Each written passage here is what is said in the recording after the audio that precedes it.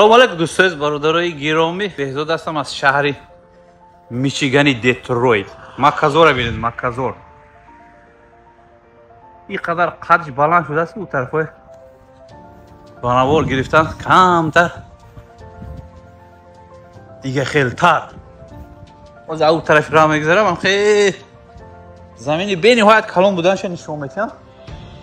هیچ خیلی است.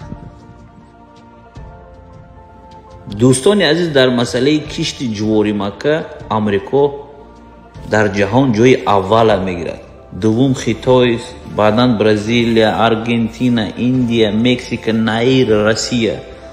امریکا که شتات های زیاد دارد، جواری مکه رو در شتات های بیشتر ایوا، ایلینویس، ایندیانا، میچیگان، نبراسکا، کانزاس، مینیسوتا، میسوری دیدن ممکن است. واقعا زمین امریکا به نهایت کلان است، حدود ندارد. چقدر میتونن مکه رو بکشند.